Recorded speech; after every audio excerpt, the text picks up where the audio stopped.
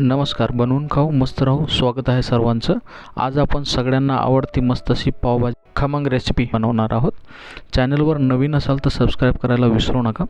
जसं birthday party असेल किंवा ॲनिव्हर्सरी पार्टी असेल त्यासाठी आपण बनवू शकतो. त्यासाठी आपण गाजर घेतलेलं आहे, त्यानंतर आपण बीट घेतलेलं आहे, बटाटे घेतलेले आहेत, फ्लावर घेतलेला आहे, त्यामध्ये शिमला मिरची घेतलेली आहे. असं सगळं घेऊन एकत्रित कापून आपण घेतलेलं आहे आणि ते कुकरमध्ये टाकून आपण ते शिजवण्यासाठी आपण सर्व भाज्या ठेवणार आहोत. तर पावभाजीसाठी मस्त अशी सर्व भाज्या आपण शिजवण्यासाठी कुकरमध्ये घालून सर्व पाणी टाकून असं आपण शिजायला ठेवलेलं आहे.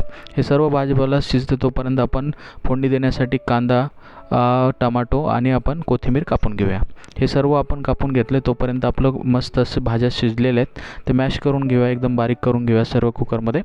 त्यानंतर आपण फोडणी देण्यासाठी पातेलं ठेवलेलं आहे, त्यामध्ये सर्व कापलेला एक कांदा टाकून घेऊया आणि कापलेला कांदा टाकलेला ते तेलामध्ये सर्व भाजून घेऊया. त्यानंतर आपण टमाटो टाकूया आणि टमाटो आणि कांदा हे सगळं एकत्रित करून घेऊया तेलामध्ये. त्यानंतर चवीनुसार आपण मीठ टाकलं आहे.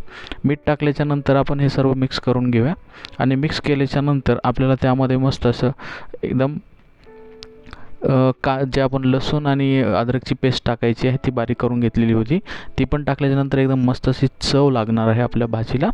त्यानंतर आपण थोडंसं बटर टाकायचं त्यामध्ये आणि बटर चांगलं मिक्स होऊ द्यायचं त्या याच्यामध्ये. त्यानंतर आपण चवीनुसार तिखट टाकणार आहोत. तिखट टाकल्याच्यानंतर थोडंसं आपण मसाला टाकलेला आहे पावभाजी, त्यानंतर हळद टाकली आणि हे सर्व आपण एकत्रित करून घेऊया.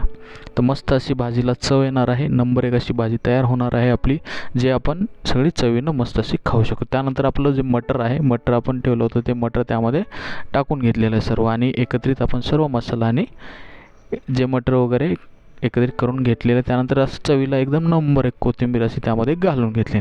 चवीला कोथिंबीर असा नंबर एक आपला हा मसाला तयार झालेला आहे.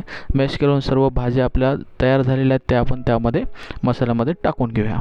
तर मसाल्यामध्ये सगळ्या भाज्या टाकल्याच्यानंतर आपण एकदम चांगल्या प्रकारे ते मिक्स करूया आणि हे मिक्स करून नंबर एक अशी आपली भाजी ही पावभाजीची तयार होणार आहे.